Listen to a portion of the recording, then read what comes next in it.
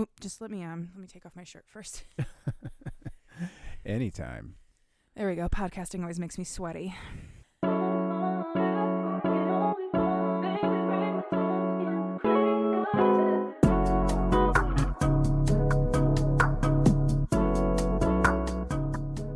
Hello and welcome to another episode of Cheap Smut. My name is Katie Mizell. And my name is Carl Mizell. And this is a podcast that is recording on Friday the 13th, you lucky, lucky bastards. And you get to hear it on Monday the 15th, which is a notorious podcasting day.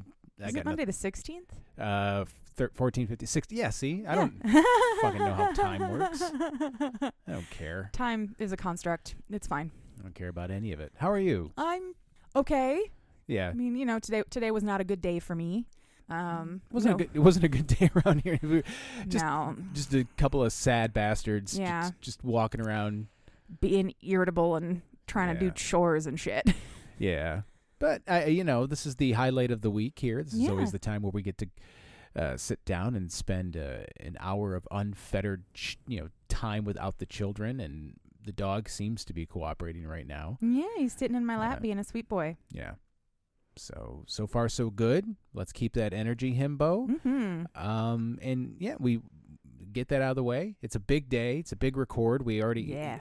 You were irritable. I was irritable, but we're doing better. We'll ramp up for the show, and let's just get right into it because we've got a lot to cover in addition to the actual episode and the book that we're covering because there are a lot of authors releasing a lot of books. Yes. Today is a big day for smut lovers, especially the monster fuckers. I was going to say, obviously, we just talked about how time works. We are recording on the release day, but by the time you hear this, the books will have already been out for a couple of days, but that just means that you will have unfettered access to those books. Yeah. And what books will our listeners have unfettered access to? Okay, so there's 3 big ones that are coming out. They came out today. The first one is For the Love of Villains. It's an anthology, over 20 new villainous romances from 24 authors. Fantastic. This book features a novella by R.E. Johnson called Sons and Daughters of Sin, Part 1, Greed, and she was kind enough to send me the arc of Sons and Daughters of Sin, and I finished it today, but I started reading it the other day. It's wild, man. It is. So it's the basic premise is the children of the monarchs of hell, the princess of lust, the prince of greed, and the prince of wrath, get themselves like embroiled in a plot. And they have to figure out who's after them and what's happening and what's going wrong. And along the way, they happen to have fucking wild sex.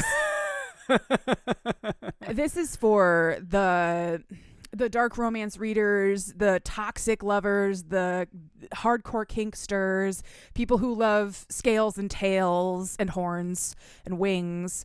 And I have to assume that everything else in the anthology is going to be similar. It's literally 3 anti-heroes being anti-heroic and filthy. It was really, really good. Also, I read it and it forced my brain to coin the term hated mates, like fated mates, but the 2 men can't fucking stand each other, but also are fated mates and like incredibly attracted to each other at the same time. So it was a very interesting dynamic. It was literally like they fought and then fucked. Are we gonna fight or fuck? Both. Why not both? Por qué no las dos? Go out there and make that term a thing, listeners. Hated mates. Yep. Also weird dicks with knots. And one of Carl's least favorite words associated with penises, barbs.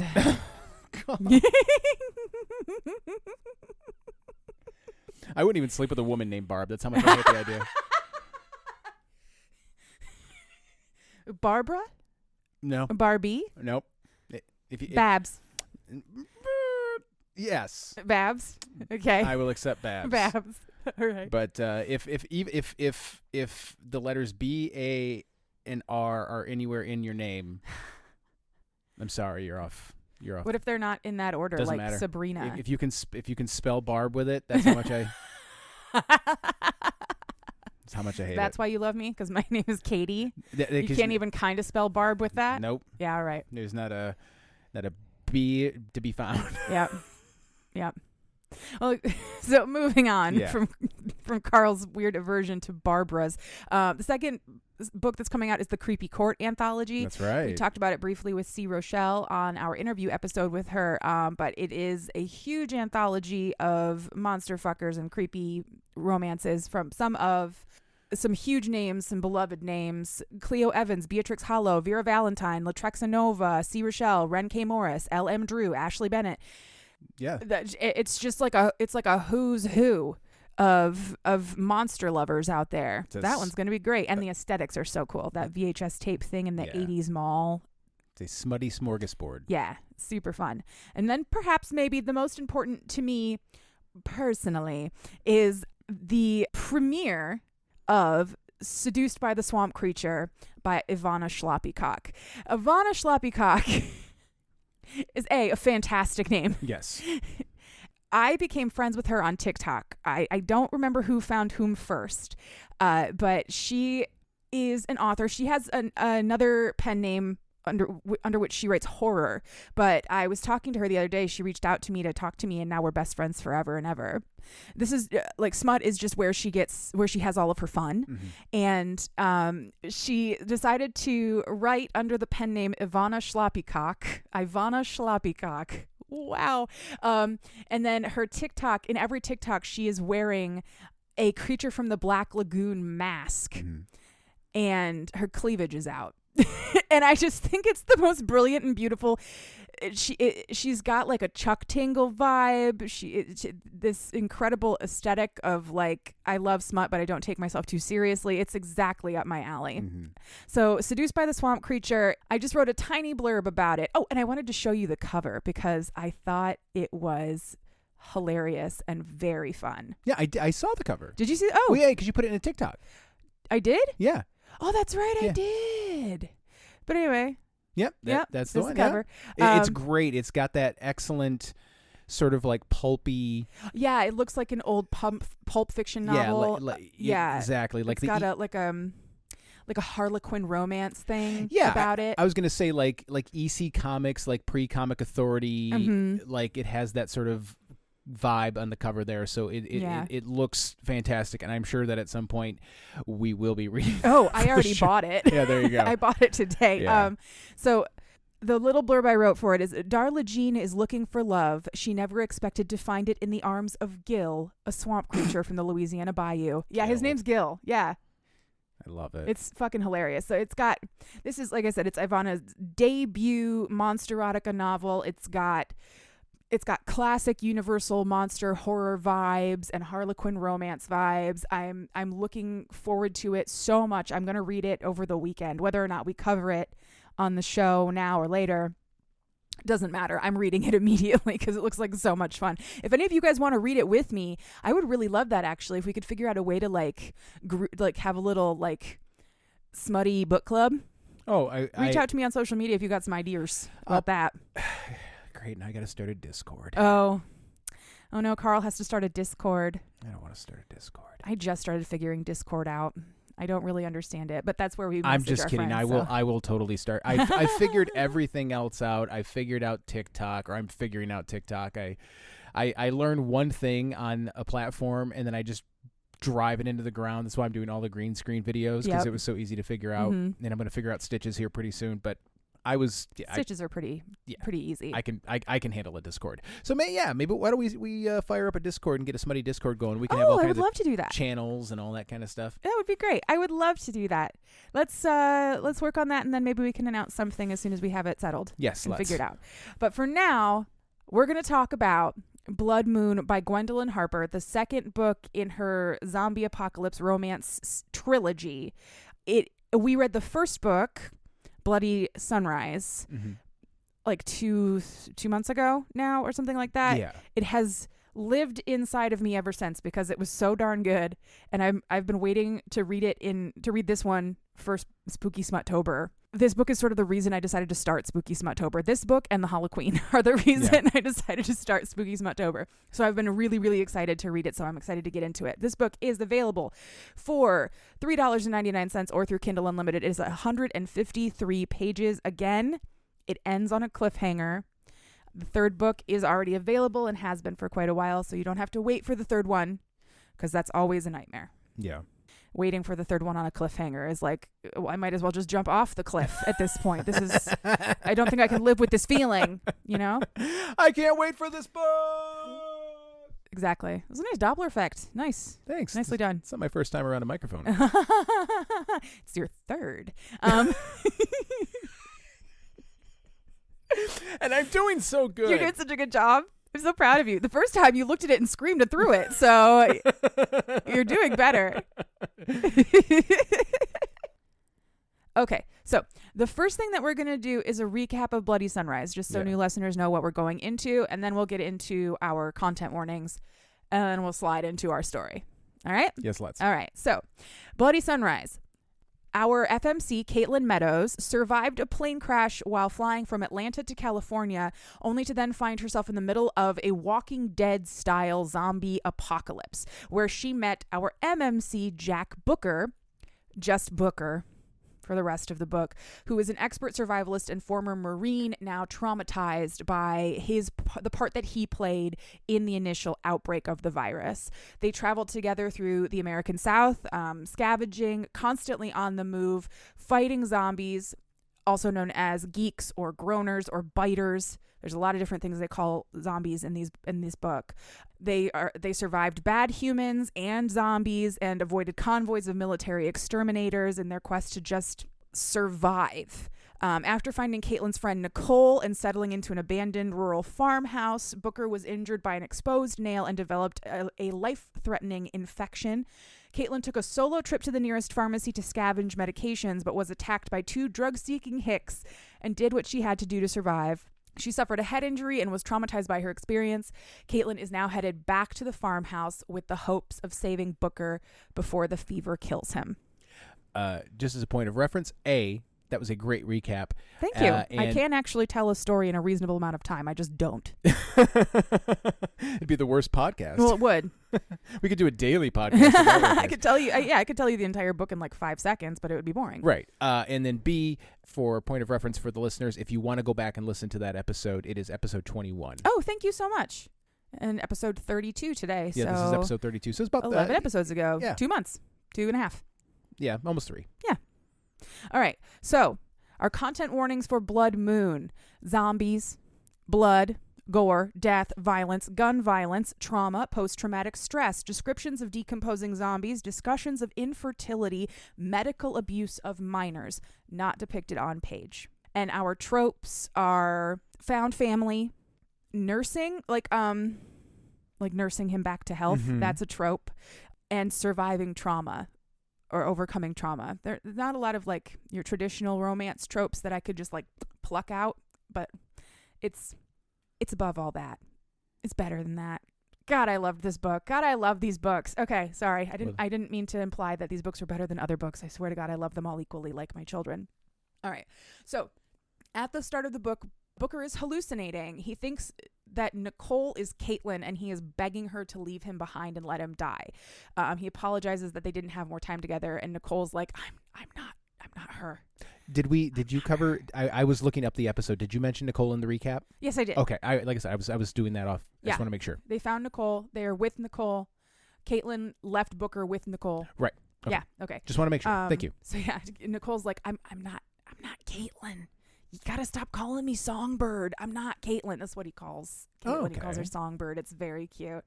After a fairly uneventful walk back home, although she is concussed, she has a bleeding head wound, she's nauseous, and she has been traumatized by her altercation with the Hicks. Caitlin has to stop briefly to kill one zombie via a hatchet to the face. And then she gets back home. She gives Booker his first round of meds. Nicole cleans and sutures the wound on her head, and then she sits down in a rocking chair by Booker's bed and falls asleep and does not leave that chair for days until he is well enough to get up and start walking around again. Booker recovers pretty slowly, and Caitlin struggles with the emotional aftermath the emotional aftermath of the pharmacy encounter. God damn. I'm mean to myself when I write my notes. I write words that make me more Midwestern. Including the word Midwestern. Midwestern. Tensions are high. Supplies and fuel are low. And now they And Caitlin approaches a couple of zombies and says, "Oh, I'm just gonna sneak right back past you there." And she trips and falls and says, "Oofta." Oofta. This never would have happened if you'd have eaten my tater tot hot dish.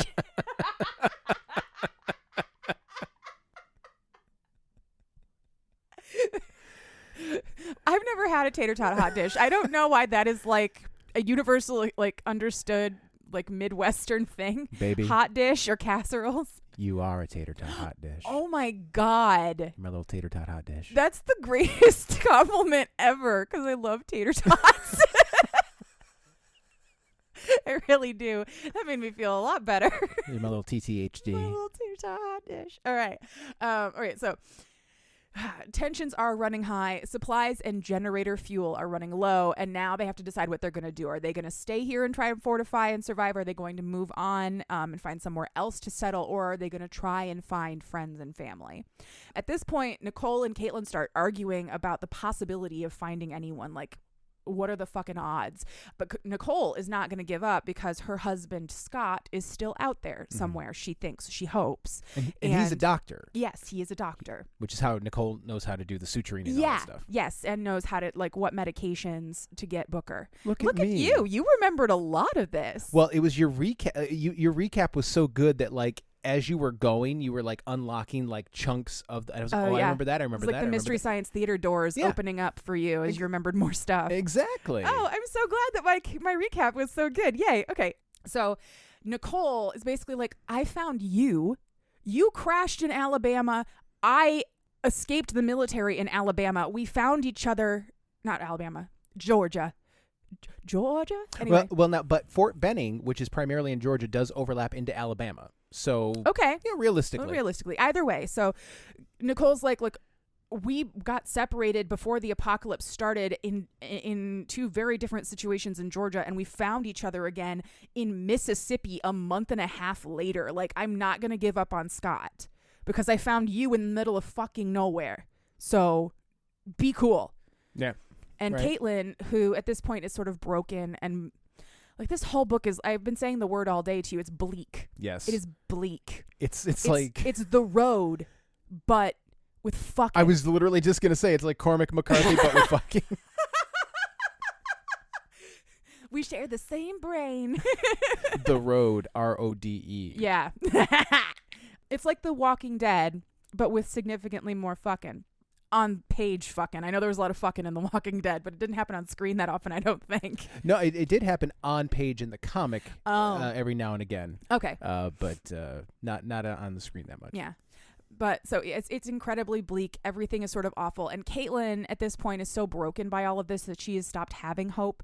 But after Nicole goes off on her about how she's never giving up on Scott, Caitlin's like, well, I am I'm too weak to carry hope right now, but I'm going to let Nicole carry the hope for all of us. And I was just like, oh, no, don't do this to me. I was worried, like immediately I was worried Nicole was going to die because, you know, sometimes in books when you really start to love a side character, that's the moment they die. Yep. A cruel author trick. Yeah, cruel. But Gwendolyn, make you like somebody and then kill them. Gwendolyn is not that cruel to me, at least not yet. Gwendolyn, I haven't read the third book yet. Don't make me punch you. After they make up, they head back up to bed. Everything is chill, but tensions are still high. Like the vibe is off within the group. One evening, a vehicle pulls up to the house and a woman gets out and is like, help me, my brother is hurt. But then they actually look out the window and there's 4 people, not 2 people, and they're armed.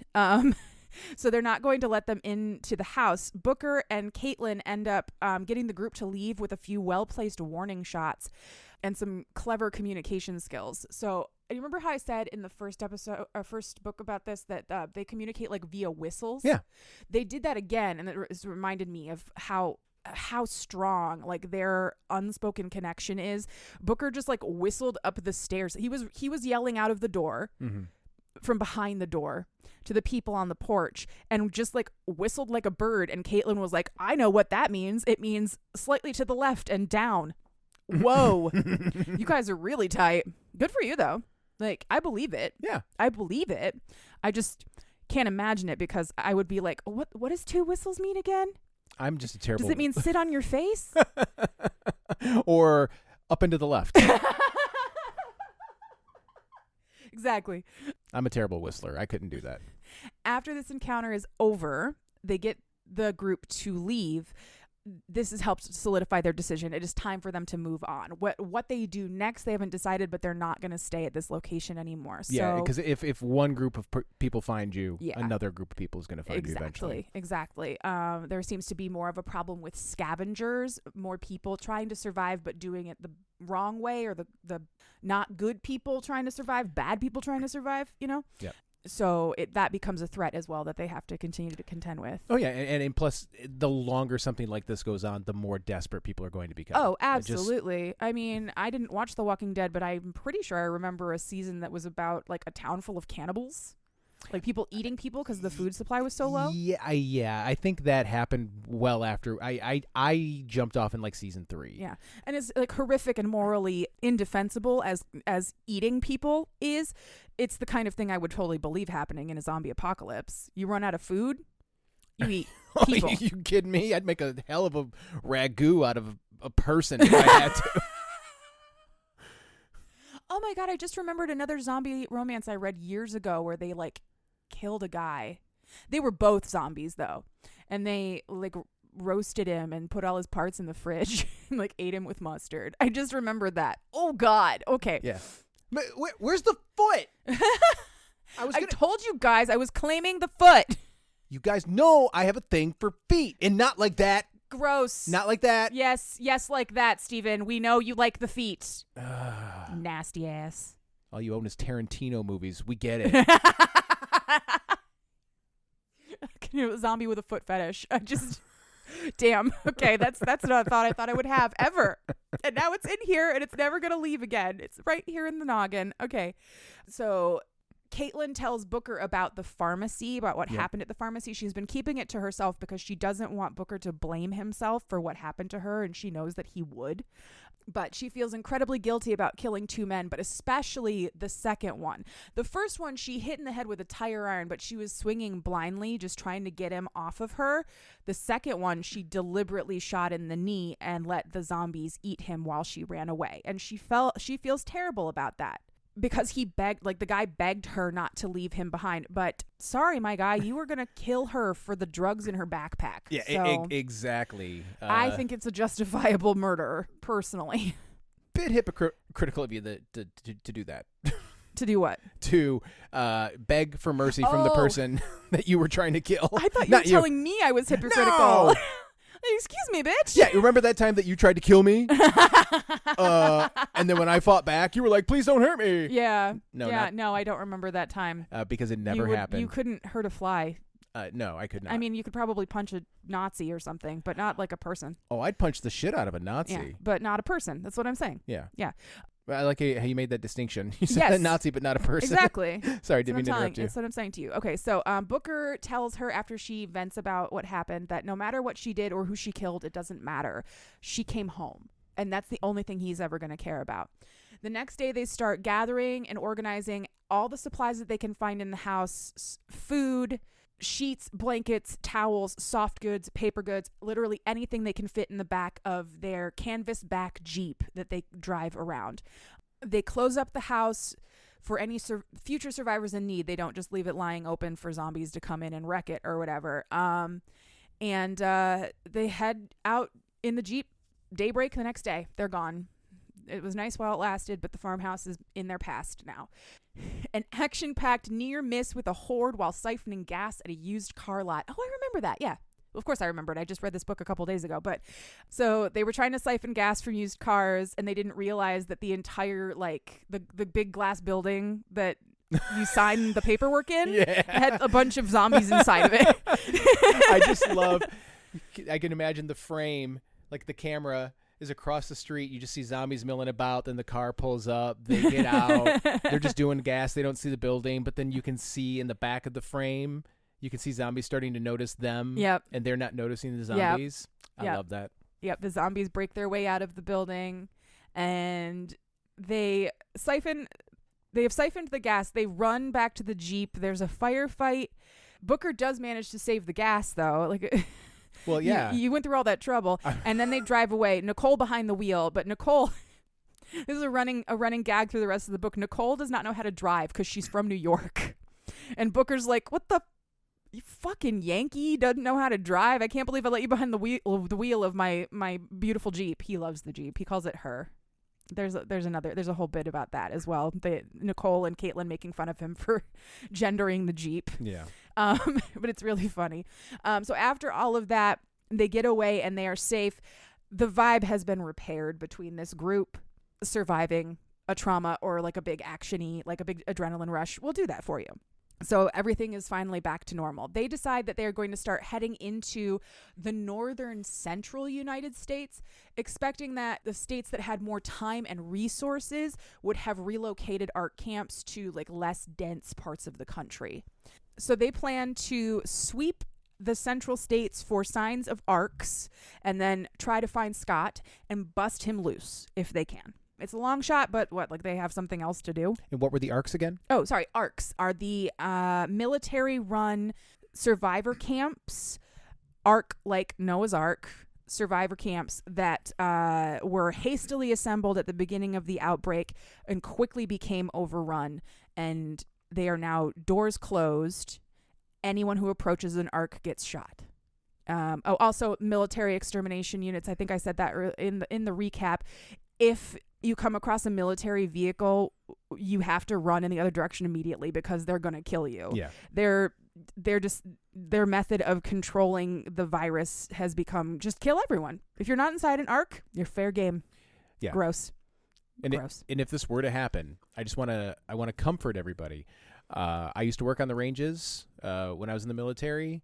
As long as you get more than 100 meters away, you're probably okay. Are they all just terrible shots? Not every unit has their, couple of people that are pretty good shots, but for the most part, not so great on those tables where the targets are more than 100 meters away. I never shot at the 500 meter. Oh, okay. Personally, I saved my 2 rounds that I would have shot at the 500s in case I missed the 100s. So don't think I'm talking shit about everybody. I'm also telling on myself. Yeah, you're talking shit about yourself. That's fine. So they decide they're going to go and do this. It's a long shot. They might not find anything, but it's not like they have anything else to do with their time. So they start heading towards the northern central United States. 2 weeks later, they are in Arkansas, tracking a local horde as they move around. Every time they come across a horde, they just sort of try and stay behind it and then go around it as they can.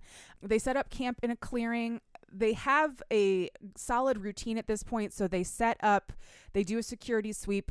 They have their hanging noisy things on wires, and they keep a watch rotation. Everything's all established. They're doing pretty good. Yeah. I mean, pretty good for living on the road. Nicole releases Caitlin from her watch shift, and Caitlin goes to find Booker because Booker has dinner. They haven't had much of a chance to be alone.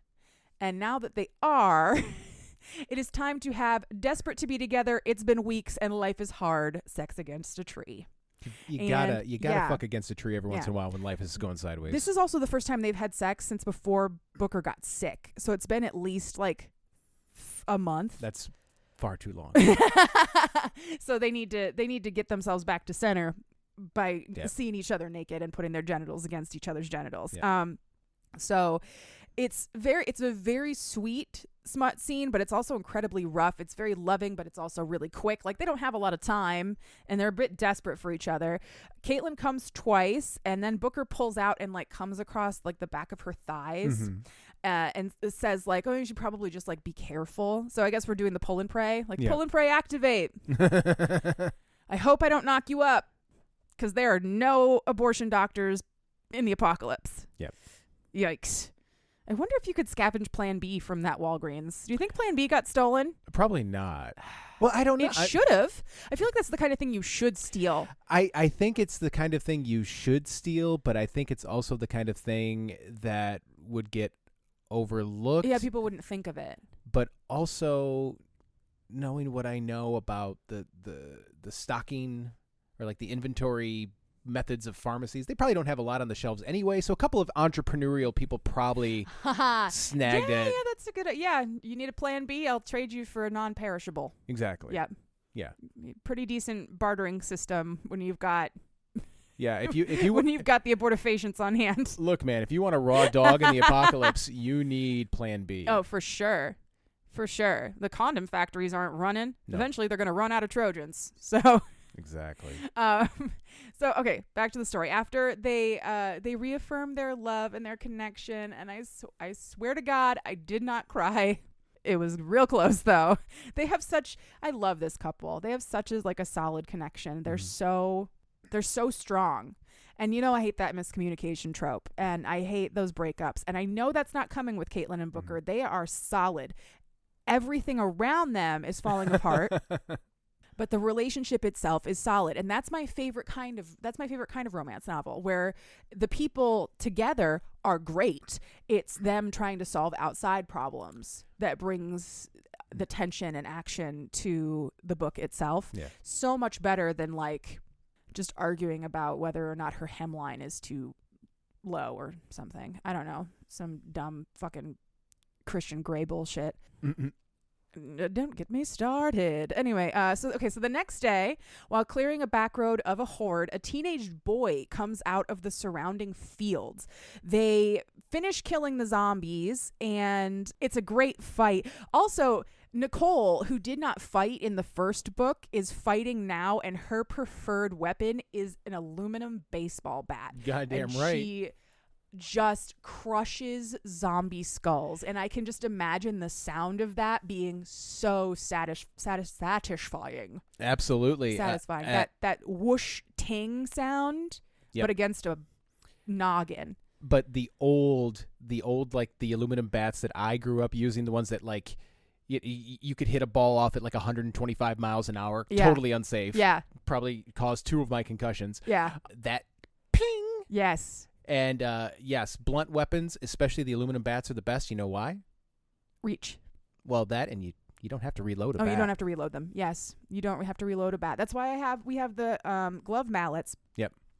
And by the way, if you are concerned about personal security in your home and you don't want to own a firearm because many reasons why you may not want to, go to a sporting goods store, go to the baseball section, and buy a glove mallet. You can fit it in your if you carry a purse or any kind of small bag. They're not that. I'll put a link in the show notes. Yeah, they're great. Yeah, it's a fucking club with a big ball on the end of it. You could knock someone out with one of those things, no problem. We have 2 of them. I keep one on my bedside table. Yeah, I had one to break in my ball gloves every season and break in a new glove, and then you were like, It's basically a small wooden mace that is extremely well balanced. Yes. So I'll put a link in the show notes. Maybe we can get a sponsorship. Absolutely. But I think it's the best personal security option you can have, short of a dog. Yeah. A fucking glove mallet. It has a little leather strap on it so you can fit your wrist into it so it doesn't go flying. You can just go ham. You can whack somebody with that shit. Anyway, so Nicole uses a bat. They beat the shit out of a bunch of zombies and get the teenage boy that they found randomly in a field into the car, and then they make their exit. And once they are safe, they talk to this kid. His name is Travis, and he is from a small farm town nearby. He is out trying to find medicine for his sick little brother. He is armed with a 2x4, and he was hoping to just sort of outrun the zombies because he's the fastest. But he would have definitely died if he hadn't come across them in the moment. They take him back to his town where they find 27 survivors, mostly children, teens, and a few elderly people, a couple of women approximately their age, and one man in his 50s named George, who is a local science teacher and has a young daughter who is also amongst this group of people. They are all holed up in the town church, not because they're religious, but because it's the only space big enough to hold them all. Yeah. These are mostly kids who were participating in a youth camp at the church when the outbreak started, and elders from the nursing home up the street that they managed to get into the church. They've lost a lot of people. They once had a much larger group. They're doing the best they can, but they are holed up here, and things are not going great for them. You know, one of my favorite things whenever you see like apocalyptic stories, I love the moment before. I love like when you can see like the idea of like what was going on with these kids. They were just at a summer camp. Oh yeah. Like Yeah. like just imagining where different groups of people could have been. Yeah. You know, like, and in those moments, like as it was happening. Oh God. Why the Last Man, the comic, So sad. the amazing, oh God, Why the Last Man makes me want to cry. the amazing comic book that was unfortunately turned into a show that just didn't last on FX. They handled that extremely well. The moment that the plague that wiped out every living thing on the planet Earth with a Y chromosome, except one man and his monkey. One man and his delightfully adorable monkey named Ampersand. Yeah, I didn't want to divert too much, but it just reminded me of one of my favorite storytelling devices, which is like the moment before. Yeah. Anyway. God, that's so tragic and sad. Again, bleak. It's bleak this week. There's not going to be... Last week we were like on it and it was so funny. This week I was like, we're not going to be making jokes about this shit. Oh, well. Challenge accepted. It's still a very good book, so I'm still telling the story. You know what I'm saying? So the group is welcomed into the church. They help where they can. Booker fixes a sink and a couple other things. Also, there's a sweet old lady there who thinks that Booker is her husband, and he is like, yeah, my grandma was the same way. Sometimes it's better to just go along with it. So he spends the next couple of days, whenever she approaches him acting like he's her husband, he's like, yes, dear. And he helps her and he does whatever she needs. And it's so cute. It's so sweet. And then it made me have a panic attack thinking about the elderly and what would happen to them in an actual apocalypse and how bad it would be. Anyway, so they talk with George and a couple of the other adults at the church about arcs, where they might, if there is one around, if they've seen one or have any idea of where one might be. They don't get much information, but they do get the name of a group called the Rejects, who may have more information about arcs, that they've heard about it from like scavengers who have come into the town and stuff like that. Then Caitlin and Booker have a talk, a capital T talk. Caitlin tells Booker that she can't have children. She is infertile. She found that out long before the apocalypse and had sort of resigned herself to, like, if I want kids, I'm going to have IVF. Yeah. So fire away, Booker. So exactly. And while it doesn't matter to Booker whether or not she can have children, it's probably better under the circumstances to not have a baby in the middle of a zombie apocalypse. He does comfort her because it's a hard thing. It's a hard thing to know that your body can't do that thing.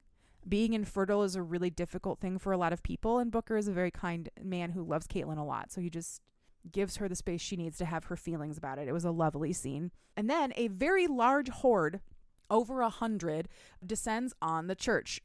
A poorly secured door is almost their downfall, and they manage to secure it enough, but they know that it's not going to hold, so they have to figure out what they're going to do. And Travis says, well, zombies are like really attracted to fire. I saw them walk like directly into a burning barn that got struck by lightning. So maybe we can do something with that. Good idea, Travis. So George mixes up some like really nasty Molotovs because he's a science teacher, so he knows how to do that stuff. And then Travis, who's a former high school baseball player and therefore has the best best arm, climbs up into the steeple of the church to throw the bottles. He throws the bottles all the way into the road, which is good because he doesn't burn the field around the church. And zombies are too dumb for their own fucking good. And they just walk right into the fire and they become their own fuel. And the bigger the fire gets, the more zombies are attracted. In like 15 minutes, the entire horde is just a pyre. Zombies are so stupid. I love it. So they have survived this horde coming down on them perfectly fine. Everything is great. Later that day, Caitlin is asked to teach the kids some basic self-defense and weapons training. Not guns, but like hit them with something, kiddos. Booker teaches the adults and some of the elder teens basic gun safety and use just to be on the safe side. And then they start planning on leaving. Caitlin is devastated about that. She doesn't want to leave. She worries about the safety of this group because they remind her of the first group that she was with in that neighborhood right after the plane crash. The one that she had to listen to them being slaughtered and there was nothing she could do to help. She doesn't want that to happen again. And then the blood started leaking through the floor and she was like, I gotta go. Yeah, I have to leave now. Goodbye. She wishes that all of them could come with them. At one point, Booker's like, what do you want me to do? Bring them all? And she's like, yeah, I do, but I know I can't, but I want you to, but I know we can't. It's not really possible, and she's aware of that. So the next morning when they're packing up to leave, they tell George that if something happens and they do have to leave, to head northwest and look for red X's on major road signs. They will leave a path for them to follow. In case they have to come looking for help, they'll know where to find safe help. And that is the end of their time in the church. 1 week later in Missouri, they come across a giant sign blocking the road, warning them to go back. They have an argument about what to do. Booker's like, absolutely not. But Caitlin and Nicole are like, fuck you. We outnumber you. So they move the sign out of the road and drive on. And they find a field of zombies just shuffling around. Tens of thousands of zombies wandering the plains of Missouri. Caitlin thinks that she sees a man-made structure somewhere out there, so they pull up as close as they can get without the zombies noticing, and they realize it's a radio tower. So they start scanning the radio signals, and they find a channel that's just emitting like a low humming vibration. And as soon as it starts playing in the car, the nearest zombies turn around and start walking toward them, and they start theorizing that this is probably a military facility that's designed to lure the zombies away from the nearest ARC camp using that frequency. It pulls them toward that sound, and it also keeps them fairly docile. Yeah. Get a lighter. That's what I thought. My first thought was like, good. You can burn them all. Burn them all. Yep. But they don't. They leave the zombie field and they go back the way they came. They set out their, they get out, they put their map on the hood of the car, the whole thing. Oh, I love that. And they're talking about what to do next. And then they meet a man named Max and his German Shepherd, Fancy. Oh, I love the name Fancy for a dog, but I would be singing Fancy at them constantly, so it's probably best that we didn't. Here's your one chance, Fancy. Don't let me down. Yeah. Did your mama buy you a dancing dress? Are you gonna go out and save the family, sweet baby? That would be me. That would be me. Yes, it would. Yep. Immediately, I'd be like, "Are you gonna take on sex work to save your family? Are you going to take on sex work to save your family? Or are you going to do it? Oh, you sweet girl. Oh, you're so good." That would be me. Yeah, it would. I would do it. I'm so glad you're laughing at that. Okay. Because it's fucking funny. It's hilarious. It absolutely is. It's objectively funny. Oh, thank you. Thank you so much. Use baby voice talking to a dog about doing sex work. That's what the lyrics of a Reba McEntire song about sex work. Yep. That's objectively hilarious. Yeah. And if you're not laughing at this, you're wrong.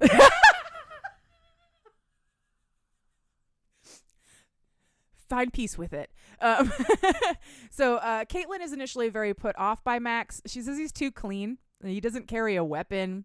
He seems too nice, too calm. Like, he should be more traumatized by all of this, but that's just her projecting. Why aren't you fucked up? Yeah. Hey, why aren't you more traumatized? Why are you like this? I haven't even seen you have one flashback, one PTSD-related meltdown. What? I don't trust you. No laugh crying. Laugh crying. Yeah. So Max explains that the facility that they were just at has motion sensors, and if they went past those, then they triggered a drone to come and find them. So they need to leave immediately because a military drone is going to track them, and then when it finds them, they'll come and they will kill them. Booker's like, I don't fucking care. Climbs on top of the Jeep, and when the drone comes, he just shoots it out of the sky. End of discussion. Booker doesn't have time for your military bullshit today. They explain that they are looking for an ARC camp and why they are looking, and they are searching for a group called the Rejects that was mentioned in the last place that they were at. Well, I guess you're gonna have to go with Max then. Welcome to the Rejects, guys. They found you. Max introduces them to all of the Rejects, which is a traveling encampment of survivors, including Caitlin's pre-apocalypse boyfriend, Nathaniel. Awkward. Oh, so yeah, an awkward reunion happens. There's a lot of hurt feelings. You know what? I'm just going to go walk into that pool of zombies over there. You know exactly. what? This is too you know much. what? I'm just going to, goodbye. Goodbye. So Caitlin, Booker, and Nicole meet with all of the elected officials, the elected leaders of the rejects, including Nathaniel. He's amongst the elected. Well, yeah, he's the treasurer. I can't remember what I was just, but treasurer is funny because, there's no money in the apocalypse. Well, that's why they gave him that job, because he's useless. Yes, because he's useless. No, he's a nice guy. He's a little upset right now because his girlfriend came back and she's married to another guy. Yeah. But Caitlin and Booker consider themselves to be wed. Yeah. You got married to the first guy you met after the apocalypse? That sounds like some me shit, if I'm being honest with you. Katie, is that you? Yeah. Oh, God. Imagine that. We get separated for like a week. Yeah. And I come back and you're like, oh, this is my husband. I was gone for a week. You didn't even know I was dead. Yeah. I panicked. I married the first guy I saw. Yep. Exactly. You know me. Come on and make this a polycule situation. Why choose, motherfucker? You know what I'm saying? Ah, you roped me into one of your smutty. We got you. It's trope time. Let's go. You started a zombie apocalypse to rope me into a polycule. Don't put it past me. I wouldn't. Okay, so while they're in this conversation with these leaders, they learn a few things. So these people were once in the Ark, but they were removed after blood tests were performed on them by the Ark doctors. They were just bust out and left in like the desert to die, basically. You guys gonna leave us with any food? Okay, goodbye. Yeah, because surprising no one, the military continues to be inhumane and awful. Yeah, it's in not all great. of this. Nathaniel though is pretty sure that Scott is now in the Ark in Iowa, which is just over the border. The only thing standing between them and that Ark is the sea of zombies, which they call the Mother Horde, which I love. The Mother Horde. We've hit the Mother Horde. So Caitlin theorizes that the Iowa Ark is working on a cure, and that's why they were removing survivors who couldn't be used as test subjects after the blood tests were done, and that's why they're maintaining the Mother Horde so that they have easy access to as much of the virus as they could possibly need. Yeah. They decide that what they're going to need to do is go to Iowa with as many of the rejects as are willing to volunteer to go with them as reinforcements. They'll try to find Scott, and they will also find Max's husband and daughter, who are also missing. Oh, good. And were in the Ark as well. And they'll take anybody else that they can find, anybody that they can rescue, because they are assuming that this camp is not a good place to be because the military is awful. Being inside their camp's not going to be any better than being outside of it, right? Then their talk is cut short when a scouting party returns with an injured member. Max cleans her wounds, but he finds a bite and there's nothing that they can do about it. So they put her in a tent and they let her sit with her family until she changes, and then they kill her. That night is really heavy. They eat dinner. They share war stories. There's a lot of emotions. I was crying again.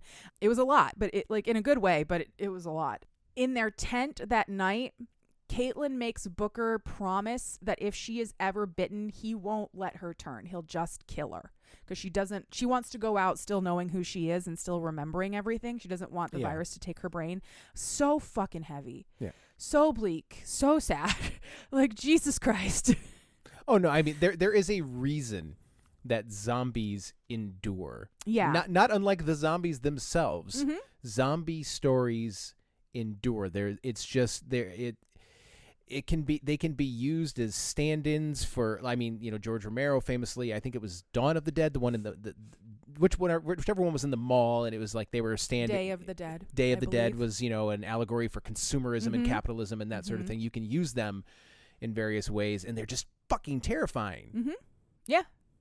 They're terrifying and awful. The original Dawn of the Dead is one of the most traumatizing movies I've ever seen. Yeah.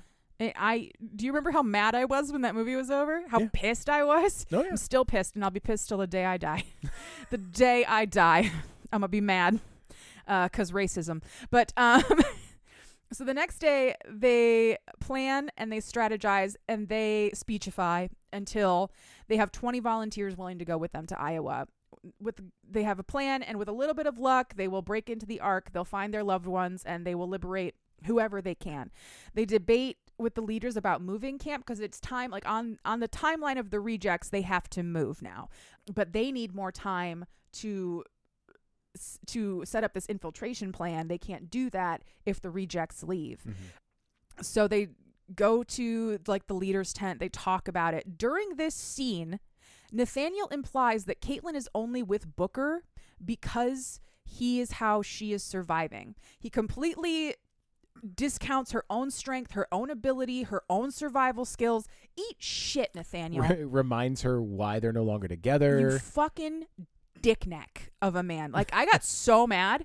I was like, this bitch killed a zombie with a hatchet in chapter 1, and he's over here like, oh, y'all, you're just an advertising executive, Caitlin. It's not like you can do anything. Nathaniel, you go walk into the mother horde. Fuck you. Guess who's still here talking to you, motherfucker? Yeah. Me. Yeah.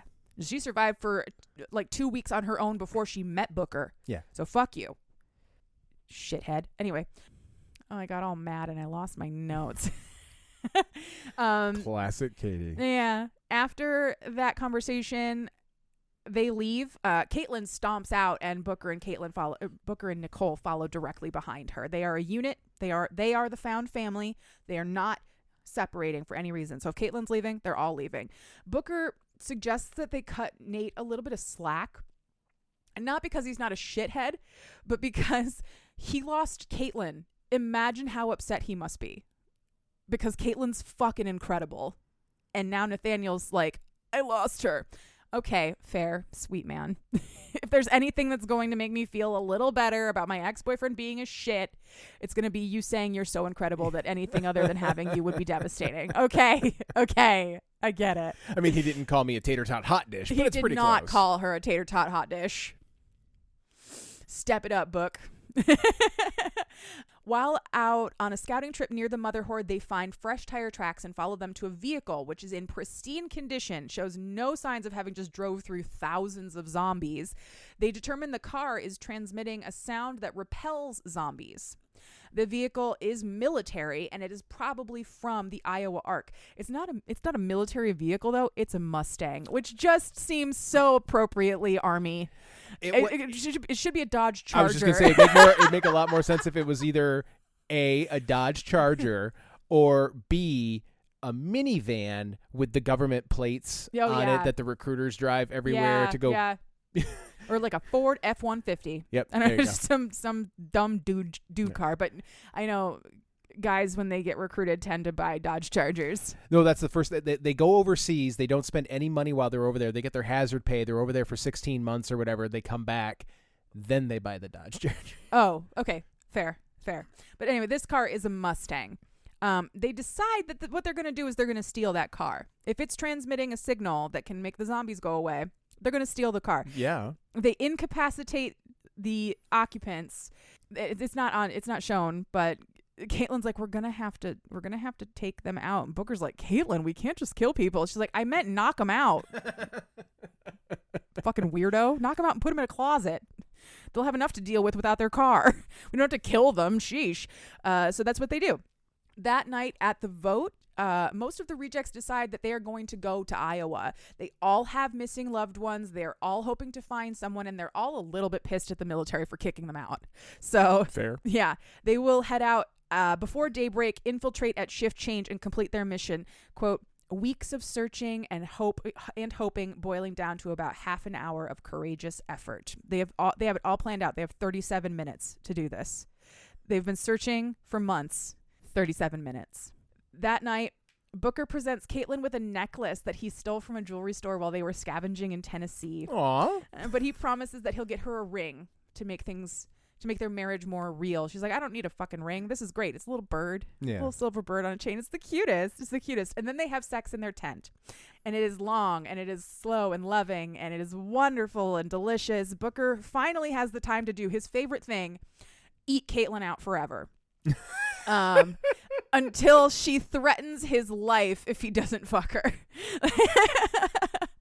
I just love that. She was like, if you don't get that dick up here, I'm going to shoot you. And she has a gun, so fucking believe her. She'll do it. Yeah. Earth-shattering orgasms later, they go to sleep. The zombie repellent in the morning, the zombie repellent car works perfect.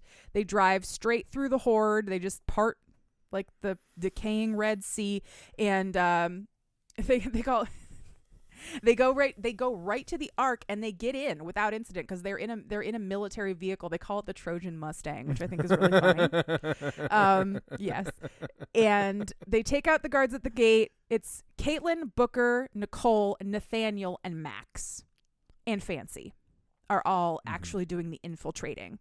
They all have their jobs and they're ready to go. So they take out the guards, they make their way into the dorms, and they find all of the captive residents are like, oh, thank fuck. We were hoping someone would come. Get your shit. We're leaving immediately. This place is awful. So with the help of a woman named Donna, who is amongst the survivors living here, they clear out all of the civilians, and then they head towards a bus that they have commandeered to get them out of the facility again. They find Scott. Hooray, Scott is there, but he refuses to leave. He says that the military has forced them with violence, they beat the shit out of them if they say no, to create a vaccine, and in the morning they will start testing on human subjects. Those human subjects are orphaned children. Because the military can always get worse is what I wrote in my notes. Well, just when you think it can. Yeah, just when you think it can't get any worse, they're going to start testing a theoretical zombie vaccine on orphaned kids. So little kids. Where are Caitlin and Nicole from? New York? New York. And so how the hell did Scott get to Iowa? Well, because he was in an arc on the East Coast and got moved to this facility because he's a doctor. Yep. That put him on the medical team. Okay. A lot of this is luck. And they recognize that it's luck. Still works though. Yeah. No, I was just curious. Yeah. So he got moved here as part of this specific ARC's job of trying to create a vaccine. They head to the quarantine area to rescue the children because Scott is not going to leave without the children, and they are in a separate location. Caitlin, Nathaniel, and Nicole converge just as Scott comes out with a large group of kids. But Booker is still inside the building getting the littlest ones out. There is a moment where he comes walking out holding a 3-year-old baby, and I was like, bomb the whole fucking facility. Yep. They were going to test on a 3-year-old? Yep. And I burn it to the ground. I just looked over at our digital picture frame and saw our 2.5-year-old. Yes. And was having that exact thought. Oh my God. And then you said that. Oh. Yeah. Oh. This is the worst choices being made. Caitlin and Nathaniel go in just as Booker is bringing out the kids. They hide. They point the kids out of the building. They get the kids out while Booker, has to fight guards that have come in from the other end of the building. They're in a cafeteria. So, imagine two ends. The guards are coming from this way. They're trying to leave the other way. Booker starts fighting them. Caitlin provides suppressing fire, but before Booker can get clear so they can get away, they hear the click of a safety, and a commanding officer walks out pointing a gun at Booker, saying, "It's been a long time, Gunny." So he fucking knows who Booker is. Yep. He is Booker's former commanding officer. And that is the last thing we get because that's the fucking cliffhanger, Gwendolyn. We are interviewing you next week and I have choice words. Yeah, that's right. The interview will be 2 days after this episode drops, Yes. And then it'll drop at the end of the month. Yep. But Gwendolyn, don't worry. I'll calm her down in the interim. Thanks. Thank you. I am feeling a lot of feelings, but I wouldn't be feeling these feelings if she wasn't so good at her job.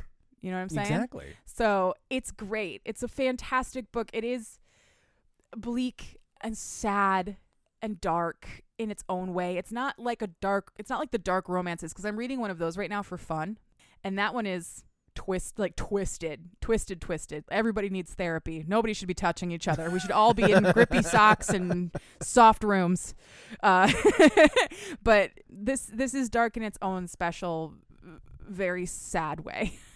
But it's also, again, a beautiful love story. And Booker and Caitlin are I'm crossing my fingers and saying like this. They are like this. They're so strong, and I love them as a couple. I think they're so great. And now Nicole has Scott back, so I'm happy for that. I'm sure they're going to get out of this. Maybe they will even burn this motherfucker down, because there is no reason why. There's no reason why a military unit who are like, yeah, it's totally cool to test experimental drugs on 3-year-olds should possibly be allowed to survive. No. You burn it all to the ground at that point. You do. You kill everyone and burn it down. There's no point in letting them continue. Yeah. So that was Blood Moon, my love. Thank you so much. No, that was great. I mean, I love zombies. I love fucking. So if you're gonna, write a book about zombies that has fucking in it, I'm gonna be all about it. Yeah, there's more zombie apocalypse books out there. I if you like zombies and fucking, maybe you should read one. I think the series is called. There's just 2 books in it: Flesh and Skin by Kylie Scott. I think it's Kylie Scott. And those ones are set in Australia, so those ones are fun. You've mentioned those before. I have. I think I mentioned them the last time that we did this, because they're the other major zombie apocalypse books I've read. But those are more like climbing into the mall, or like trying to keep peace in the survivor camps. Yeah. Not this. This shit is wild. This shit is, like I said, bleak. The Walking Dead. I imagine it smells awful. Like, it's gotta be, it's terrible. It's terrible there. Oh yeah. It's terrible there. Oh yeah. I remember having that thought many times when I watched The Walking Dead. I do that a lot with video games. Like, it can't smell good in this world. Oh yeah. Smells like they in like, left a Big Mac on the dashboard in gross. Texas. Yikes. Like in, what are those books you love? Those games you love so much? The Dark Souls games, the FromSoft games. Yeah. Specifically, not the Dark Souls games, but the horror one. Bloodborne. Everything's covered in blood in that world. It's got to smell so bad. That one is terrible. The werewolf guy, I bet he fucking reeks. Yeah. Terrible. Absolutely terrible. I can't remember the name of the area in Elden Ring, but where everything it's infected with the scarlet rot. Oh yeah. The phrase scarlet rot is very evocative, and it can't smell good. In Dark Souls, those like festering oozy swamps. Yep. Yeah. Blighttown. That's got to smell bad. Not great. That's got to smell bad. I'm not into that, but I would like to know. Yeah. What you're into. What am I into? What are you into? I'm so glad you asked. This week, today specifically, and for all time forever, I am into the album Camp by Childish Gambino. Oh. It's so good. Fuck yeah. Yes. I'd marry you all over again if I could, just for you saying that. Holy fuck. I was having such a bad day, and then I heard the song. I can't remember. I heard it on TikTok. And then I made a TikTok of me lip syncing to part of Bonfire. Yeah. I love that. That album is so good from beginning to end. I just started it and I listened to it all the way through while I was doing my yard work, and it made me feel so much better. Donald Glover is a fucking genius. It's some of the best wordplay in rap. It's so, and all the beats are so good. And then at the very, very end of The Power is the last song, there's that beautiful monologue he does about like your first love at summer camp and running into them later. It's just, oh man, God, that's a good fucking album. I mean, Childish Gambino is amazing. This Is America is going to be a historically significant song, I feel like, in our history. But Camp, chef's kiss, gold, so good. What are you into? I am into the Immaculate Grid. Yeah, you are. I am. I have been obsessed with this. It started in April. It's run through the sports reference pages, in this case specifically Baseball Reference. It is my favorite time waster. It's a simple, and they have it for multiple sports, but it is a simple 3x3 grid. So you have 3 vertical columns and you have 3 horizontal rows. And at the top of the column, they'll have either a logo or some qualifier, and then along each row, they'll have another logo or qualifier. So, the top left square will have the Detroit Tigers logo, and then the on top of it, and then on the left side, it'll have the LA Dodgers logo. And that means that you have to name a player that played for both the Dodgers and the Tigers. And then you could say Kirk Gibson or JD Martinez or probably somebody else that I'm forgetting right now. And and you get 9 guesses. So if you miss one, you're out. And I love playing it because I love testing my baseball knowledge, and also I love any opportunity that I can plug in my great uncle Wilmer into an answer. Today he was an answer. I know how proud you are that you have a great uncle who was a baseball star. It's That's so right. cool. So 0.06% of the people that responded to that particular question used my uncle Wilmer. So that's what I'm into right now. Eventually I'm going to run out. I'm going to catch up. I think they're on like grid 193. And I'm going backwards from, I think I'm on like 75 now. I do the daily one, and then I go backwards and do more. So that's what I'm into this week. Do you have anything else that you would like to say to our fair listeners before I do my thing? Fucking keep up the good work on Spooky Smuttober, man. Read, write, live, laugh, fucking love. I just love this podcast. I feel so much better after making it. I know, you know right? What I mean? Well, that's why, like, I know that by the end of the week, we're usually just torched. Yeah. And can get a little testy and a little,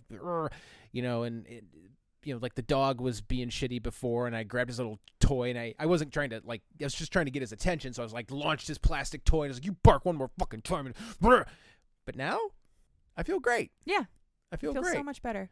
Oh, I guess I will say, listener, if you are out there and you are writing something and you want me to read it, please send it to me. I'll read it. I will read it. We got an email from a listener this week. I'm not going to say their name or anything because I didn't ask them for permission to talk about them on the podcast, but they told me that they were writing something that they wanted to write, but it was heavily based around cheating and a cuckolding kink, and they knew that I didn't like that, so they were like, I can find something else, but I would like if you could read some of it. No, just send it to me.